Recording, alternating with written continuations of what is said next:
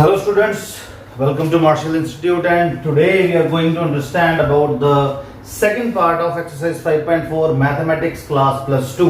So बेटा इसका जो second part है ना वो बहुत ही ज्यादा important है।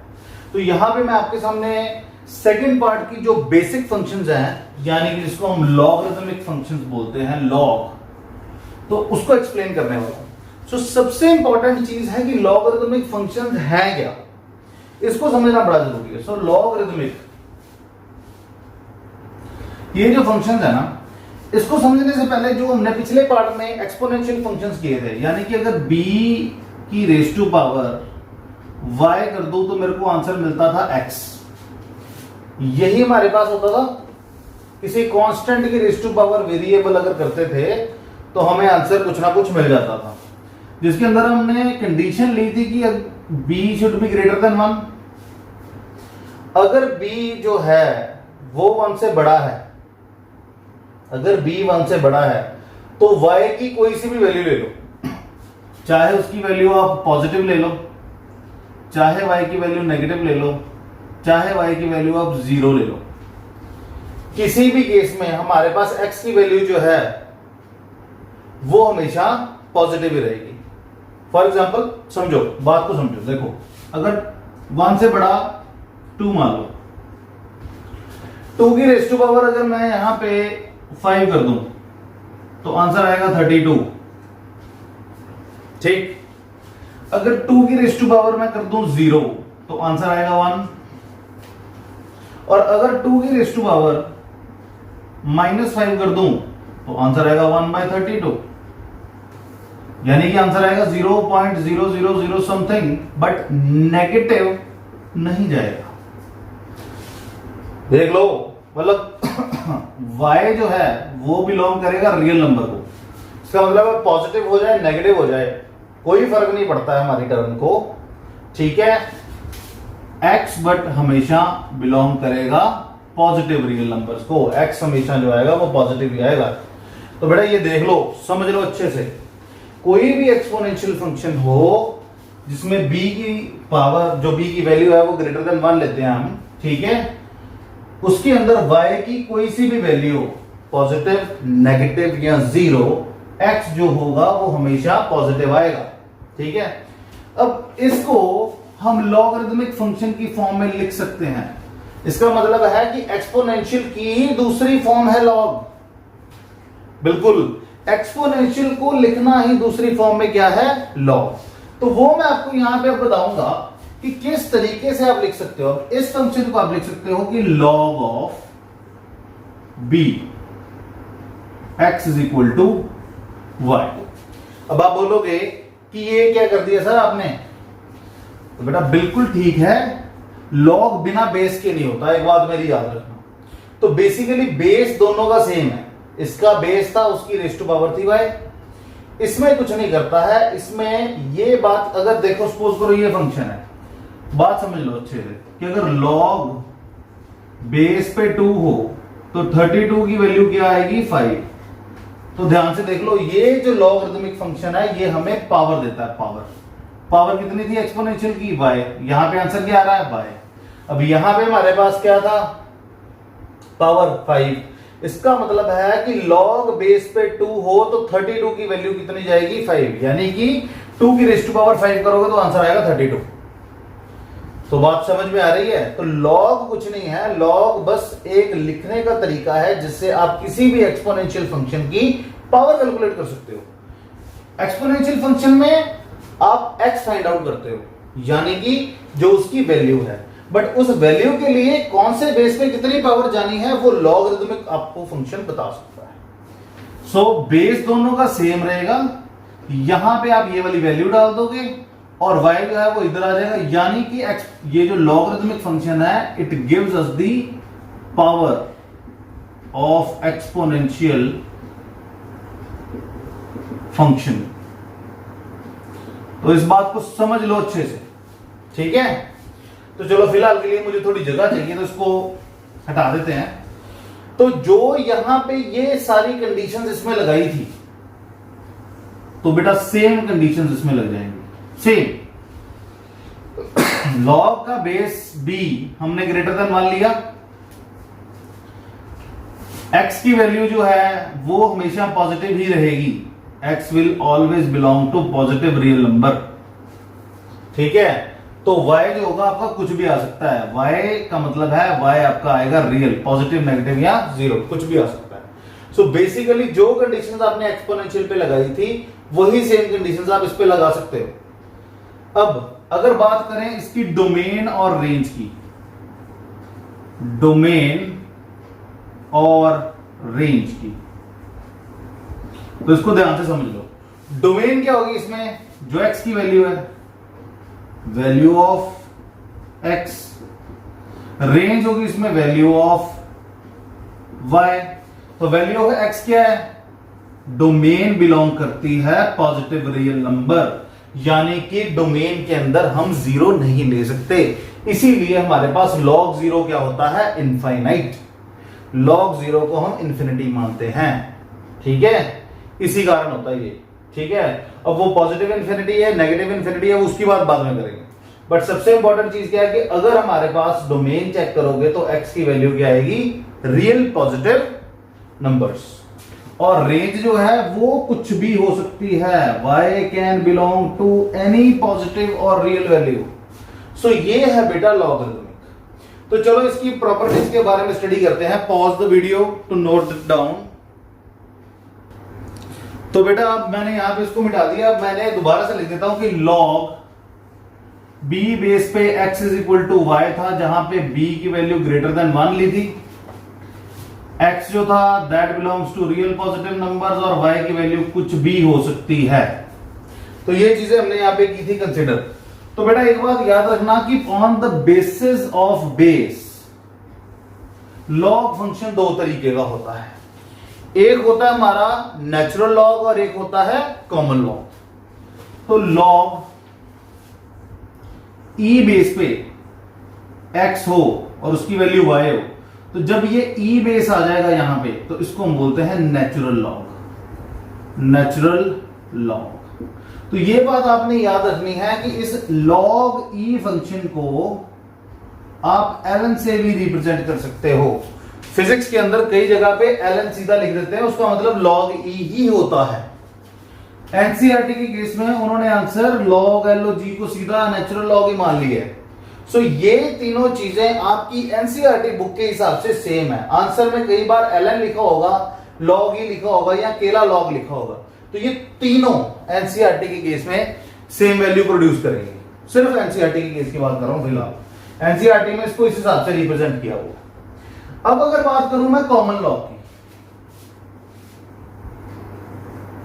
कॉमन लॉग, तो कॉमन लॉग के केस में क्या होता है कि बेस बदल जाता है, log 10 बेस पे x is equal to y आ जाता है। तो ये जो बेस है, अगर तो e है तो नेचुरल लॉग है, अगर e के अलावा जैसे 10 है तो इसको हम बोलेंगे कॉमन लॉग।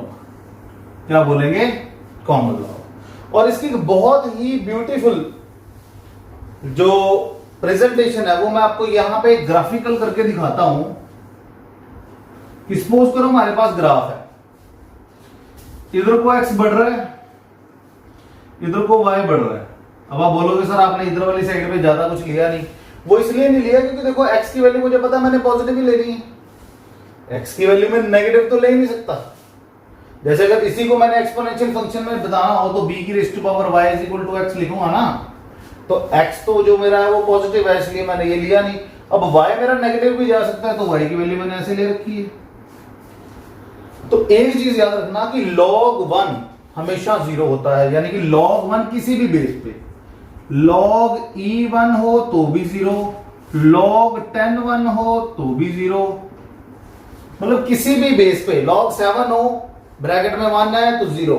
इसका मतलब है कि अगर हम x की वैल्यू पुट करते हैं 1 तो y की वैल्यू हमेशा आएगी 0, यानी कि ये 1,0 का पॉइंट हर लॉगरिथमिक फंक्शन में होगा, जिसका जनरल कर्व मैं बना रहा हूं कुछ इस तरीके से होता है।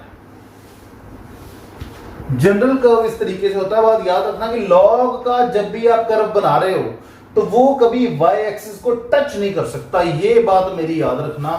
ये कितना भी पास चले जाए, फॉर एग्जांपल अगर कोई लॉगरिथमिक फंक्शन ऐसे आ रहा है तो ये कितना भी पास चले जाए ये टच नहीं करेगा, कभी भी नहीं करेगा, ये बात मेरी याद रखना।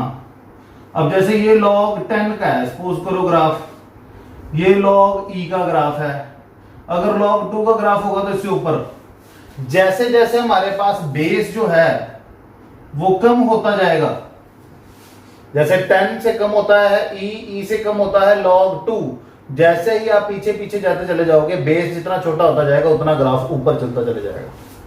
तो ये चीज को आपने ध्यान में रखना है।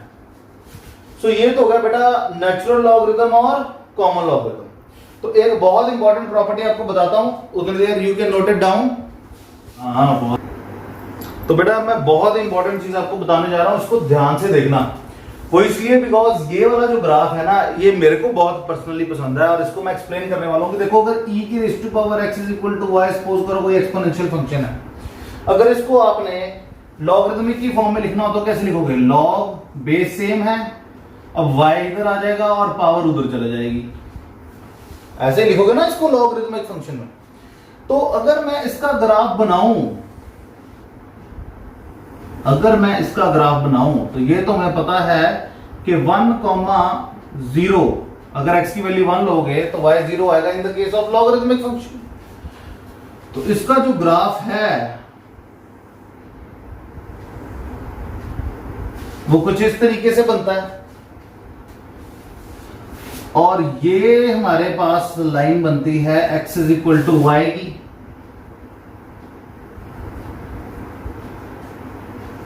ठीक है। और अगर मैं बात करूं एक्सपोनेंशियल ग्राफ की तो उसमें मैंने आपको बताया था यहां पे एक पॉइंट होता है हमारे पास 0,1, ठीक है ना, कि अगर e की रेज़ टू पावर आप 0 लोगे तो आंसर हमेशा क्या आएगा 1, यानी कि x 0 पे y 1 होता है। तो इसका ग्राफ अगर मैं यहां पे बनाऊं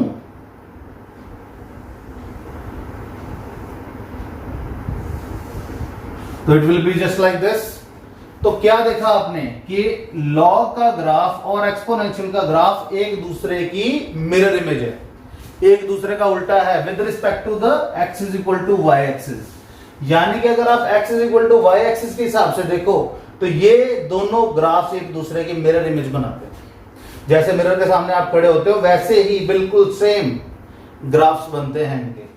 सो ये बहुत ही ब्यूटीफुल ग्राफ है, मगर प्रोवाइडेड दैट कि अगर आप ये मिरर इमेज वाला ग्राफ देखना चाहते हो तो basis must be same, base same होना चाहिए। अगर बेस सेम नहीं होगा तो ग्राफ मिरर इमेज शो नहीं करेगा। सो ये चीज बेटा बहुत इंपॉर्टेंट है। हम कहते हैं ना लॉग एक दूसरे को काट देता है, एक्सपोनेंशियल तो काटता नहीं है, बेसिकली वो मिरर इमेज है, इसलिए हम उसको काटता शो नहीं करते। हम लिख देते हैं कि लॉग e बेस पे e हो तो वैल्यू 1 आ जाती है। तो अकेला e के केस में नहीं है, log 10 बेस पे 10 हो तो भी वैल्यू 1 आएगी, log 2 बेस पे 2 हो तो भी वैल्यू 1 ही आएगी। ये बात मेरी याद रखना, क्योंकि देखो 2 बेस पे 2 कब आएगा, जब 2 की रेज़ टू पावर 1 हो। 10 के बेस पे 10 कब आएगा, जब 10 की रेज़ टू पावर 1 हो। तो log e बेस पे e कब आएगा, जब e की रेज़ टू पावर 1 हो। सो ये वो रीजन है जिसके कारण हम लिख देते हैं कि log e 1 के बराबर आता है। सो ये बेटा बहुत इंपॉर्टेंट ग्राफ है, इसको समझना। अब इसके बाद बेटा हम बात करेंगे प्रॉपर्टीज ऑफ लॉगरिथमिक फंक्शंस की, ठीक है। तो till then you can pause and note it down. तो बेटा लॉगरिथम की थोड़ी सी प्रॉपर्टीज यहां पे स्टडी करेंगे। तो सबसे इंपॉर्टेंट प्रॉपर्टी यहां पे जो है वो है change of base property, change of base property.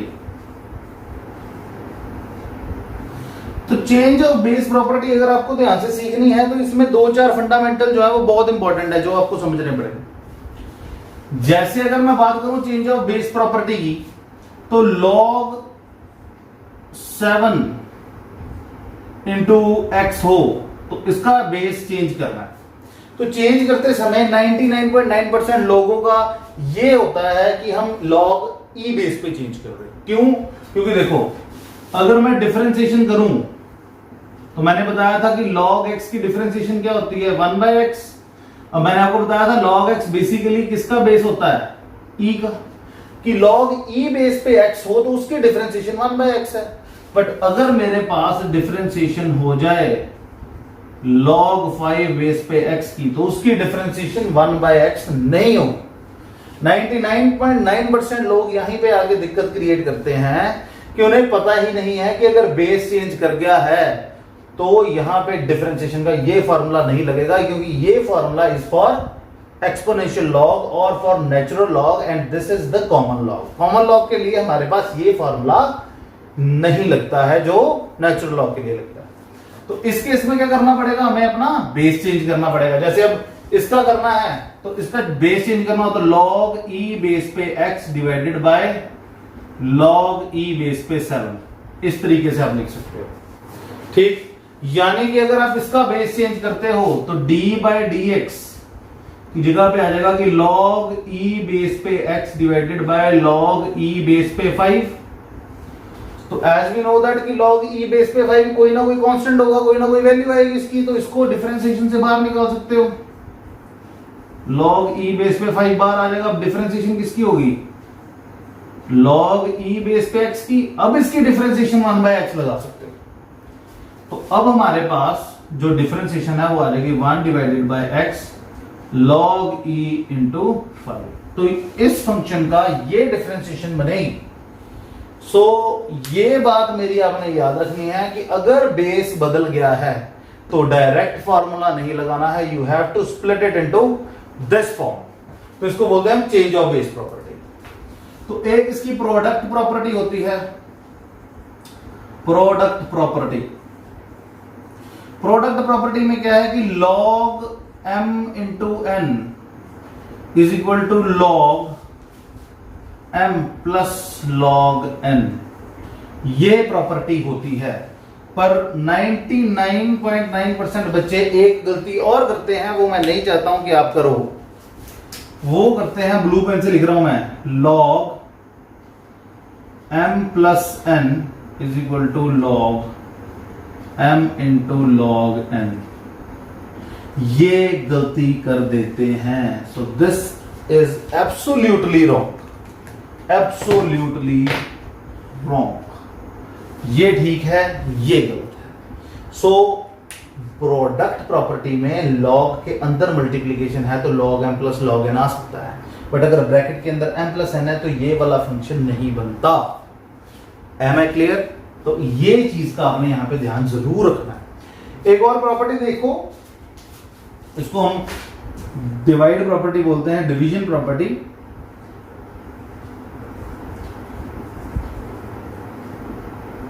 कि अगर log x बाय y हो तो it can be written as log x minus log y।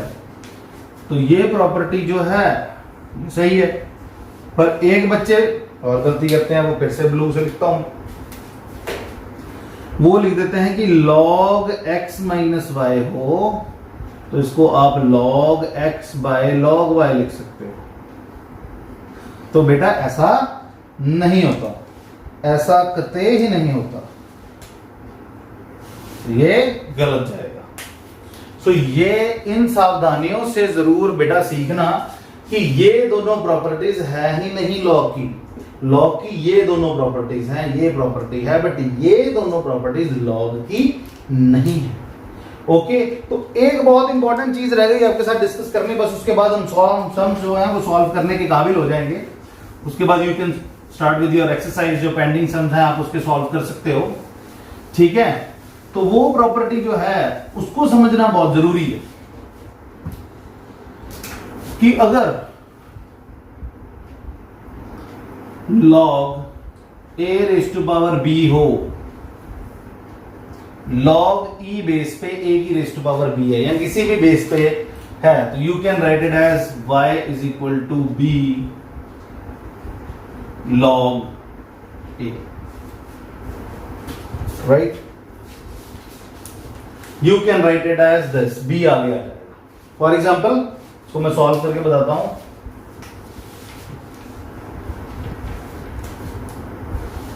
कि अगर आपके पास हो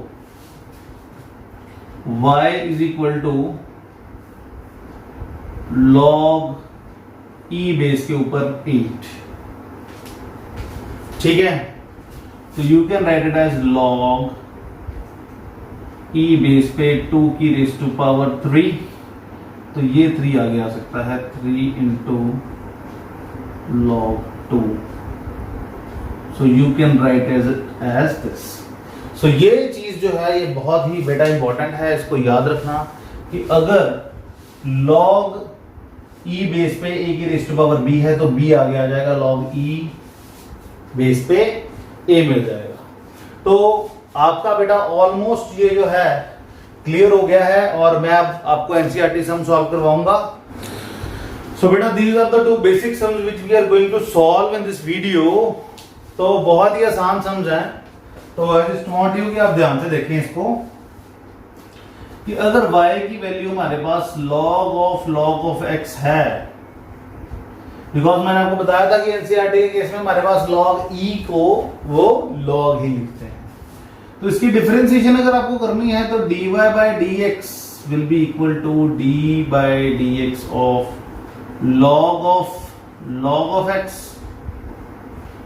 ठीक है, तो यहां पे अब log x को आप पुट कर सकते हो u, तो हमारा ये फंक्शन चेंज हो जाएगा d by dx of log of u। इसकी डिफरेंशिएशन हो जाएगी हमारे पास d by dx of 1 by u into du by dx। तो अगर du by dx यहां पे हम सॉल्व करें, du by dx will be d by dx of log x which is equal to 1 by x। तो वो 1 by x यहाँ पे लग जाएगा, और यहाँ पे वैल्यू आ जाएगी आपकी, u की वैल्यू थी log x और इसकी वैल्यू थी 1 by x du by dx की, तो dy by dx की वैल्यू यहाँ पे आ जाएगी 1 by x into log x। तो ये बात आपने याद रखनी है कि e बेस पे ना भी हो, then you have to just consider as it as the natural log. चलो ये आंसर तो हमारा आ गया, अब इसकी तरफ बढ़ते हैं। अब इसके अंदर हम ये अंदर वाली टर्म को सपोज कर लेते हैं u again log x plus e की raise to power x। So ये टर्म बन जाएगी y is equal to cos u। अब इसकी डिफरेंशिएशन dy by dx करेंगे तो आ जाएगी minus sine u into d u by d x. इसकी डिफरेंशिएशन अगर हम यहाँ पे निकालें तो d u by d x की डिफरेंशिएशन बहुत इजी है। log x है तो बेस पे e ही माना जाएगा, तो log e बेस पे x हो तो उसकी डिफरेंशिएशन यही आएगी, और अगर e की रेज़ टू पावर x की डिफरेंशिएशन देखें तो वो सेम ही रह जाती है।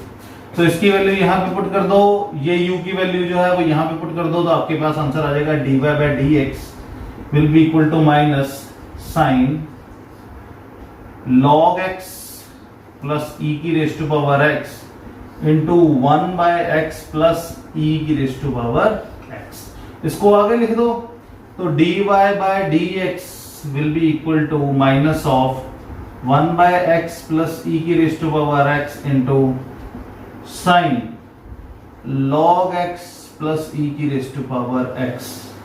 सो बेसिकली बेटा this is your answer here. तो इस तरीके से लॉग की डिफरेंशिएशन को सॉल्व करना बहुत ही आसान है। You can solve it in any case, right. So till then stay at home, stay safe, और बेटा अपना जो स्टडीज है उसको बिल्कुल छोड़ना नहीं है, ऑनलाइन पढ़ते रहो। Thank you very much.